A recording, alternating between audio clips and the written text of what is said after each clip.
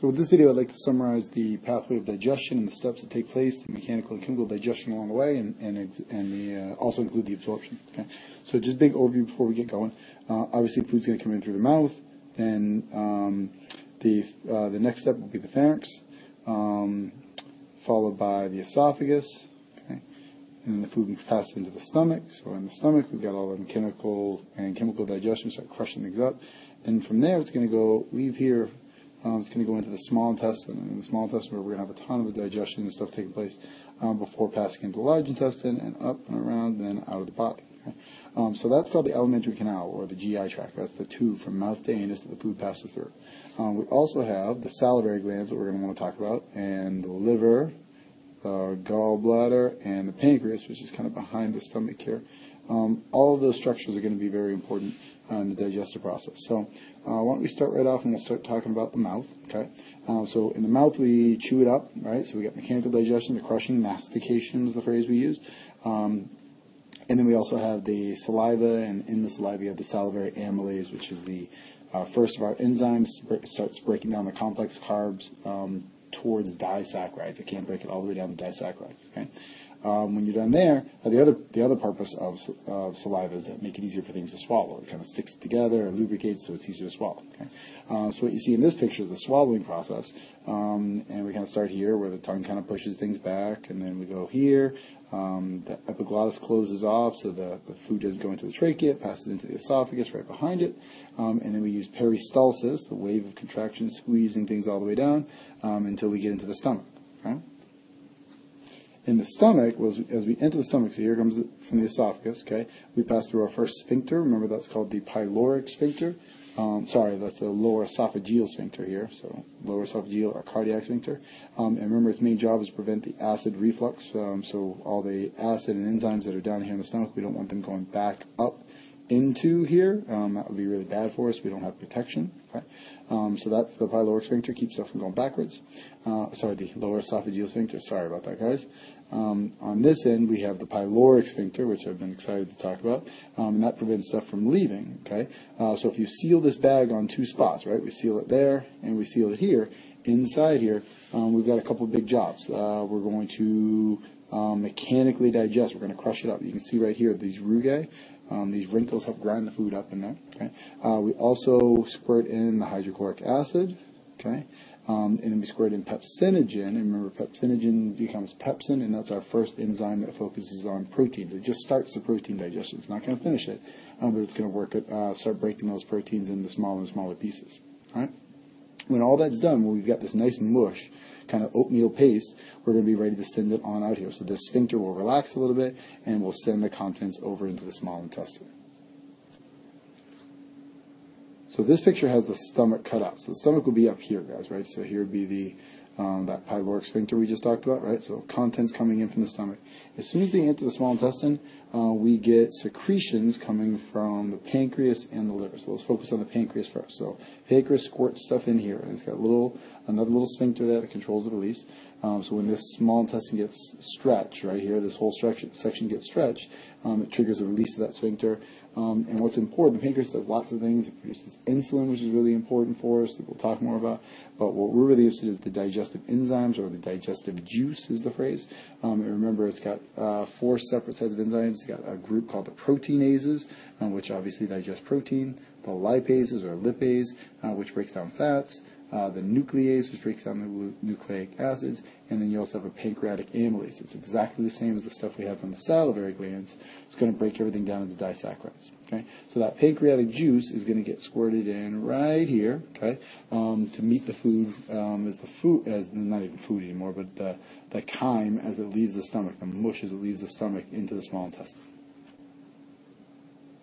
Now, the liver has lots and lots and lots of jobs, but one of its jobs is to make bile. So bile is it's composed of some salts, and it's got water, and it's got all sorts of stuff in there. But the part we're going to be focusing on is the bile salts, and that's the part that really is important for digestion. Okay, so the liver makes that bile, and then the bile gets stored in this gallbladder. Okay, so it stays in this gallbladder, and the gallbladder sucks out the water and makes it more concentrated.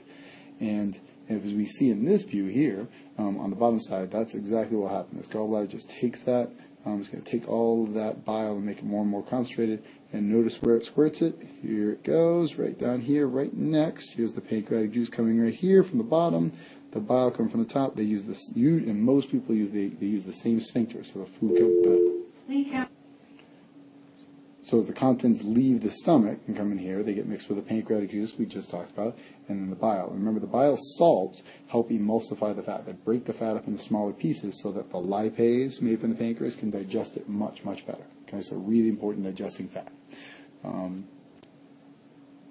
right, so here's where all that's happening. Pancreatic juice comes in here. Bile comes in here. The food, the chyme, comes in from the stomach right there, and it starts moving through this big long tract. And the first section is called the duodenum, or the duodenum, depending on how it's being pronounced.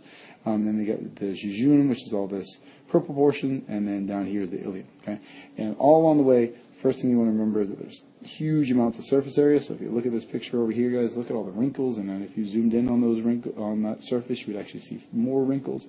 And it's got that simple columnar epithelium with the villi and the microvilli. Really good for secretion absorption. So, what does it secrete? It secretes a couple things. It's got a set of enzymes, which is called the brush border enzymes. So we have the sucrase, maltase, and lactase. They take the three disaccharides, sucrose, maltose, and lactose, break those into monosaccharides. You also have a second lipase. You have the brush border lipase, breaks down fats just like the pancreatic lipase. It's just another set to make sure no fat escapes. And we have the last of our protein digesters called peptidase, okay, and that's going to break down peptides, little tiny chunks of protein, into amino acids that we then absorb, okay. The other thing it secretes is lots of water, so you get water and enzymes kind of pushed out here, and then it sucks it back up, and all the stuff gets pulled towards the wall. So zooming in on that wall, this is what we'd actually see, the villi and the microvilli. So let's say we had a disaccharide here.